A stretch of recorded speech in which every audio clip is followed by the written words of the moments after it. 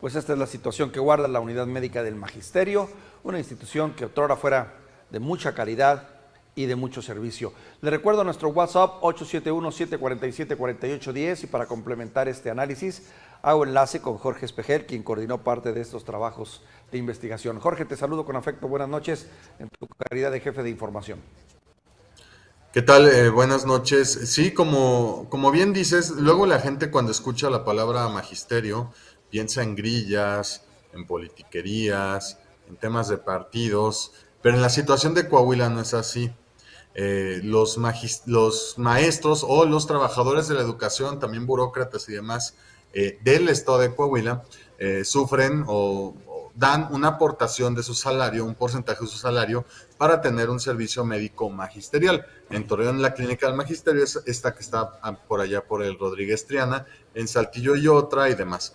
Resulta que este servicio médico, pese a que sí se están haciendo las retenciones, se fue quedando sin dinero, fue deteriorándose la calidad del servicio, no hay material, no hay medicina, y eso ha desembocado en muertes, ha desembocado en diagnósticos tardíos, ha desembocado en accidentes dentro de las clínicas, y además pues no hay responsables. Estamos hablando de que instituciones como la Universidad Autónoma de Coahuila, el Instituto Tecnológico de Saltillo, la Autónoma Antonio Narro y el propio gobierno del estado le deben millones de pesos al servicio médico, pese a que sí le hacen las retenciones salariales a los trabajadores. Entonces la pregunta es, ¿dónde está ese dinero?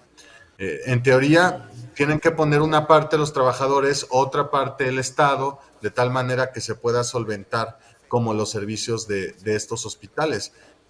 Pero el gobierno del Estado debe.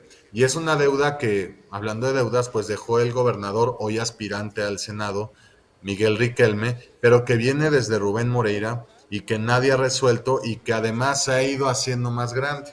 Actualmente, lo que dice Gustavo García, integrante de la Coalición de Trabajadores de la Educación, que además han sufrido cuatro represiones del 2011 a la fecha, represiones violentas, todas con Miguel Riquelme de alguna manera involucrado, una como alcalde de Torreón y otras tres como gobernador de Coahuila. Entonces ahí también encuentras como un patrón.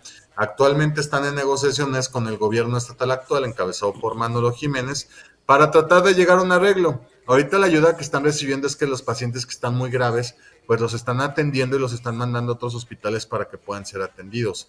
Pero en realidad el servicio en los hospitales del magisterio no ha podido ser pues arreglado, y para que la gente tenga dimensión de qué tan grande es el magisterio en Coahuila, pues el sector educativo a nivel presupuestal es el que recibe más dinero al año en el estado. Estamos hablando por ahí de 21,000 millones de pesos, lo que recibe el magisterio, de 62,000 millones que tiene Coahuila para ejercer en todos los rubros, ¿no? Entonces, claro que es un tema importante, claro que es un tema que involucra a mucha gente y claro que es una deuda, digamos, que proviene de un acto evidente de corrupción que ha sido sistemático y que tiene al menos, pues, 13 años, ¿no? ¿Cómo fue que empezó este asunto? ¿Dónde comenzó a desvirtuarse este problema que dices tú viene desde el periodo de los Moreira? Viene desde Rubén Moreira, ya como al final, pero ha trascendido y ha caminado durante todo el gobierno de Miguel Riquelme. Si recordarás, incluso los trabajadores pensionados, es decir, adultos mayores, pusieron un plantón permanente en la Plaza de Armas de Saltillo, y en el Congreso local, también allá en Saltillo, y fue Miguel Riquelme como gobernador quien mandó sacar con violencia a personas de 60, 70, 80 años, algo totalmente absurdo. Después hubo otra manifestación en esa misma zona y Miguel Riquelme los mandó retirar y además cercó la Plaza de Armas de Saltillo de tal manera que ya no pudieran hacer más protestas sociales ahí. Finalmente sí tuvieron algunos logros como movimiento, por ejemplo la Corte ordenó que ya no se les hicieran cobros extras a los trabajadores de la educación por recibir atención médica, esos cobros ya no se los hacen, pero de todas maneras no ha podido ser remediada la situación.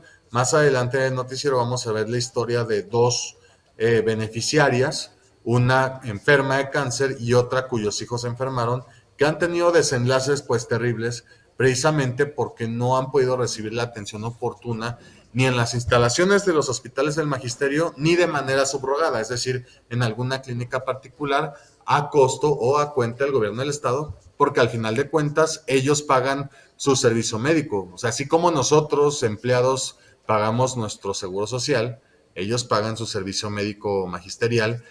Nosotros sí recibimos el servicio en el IMSS con sus carencias, pero ellos no reciben nada, ¿no?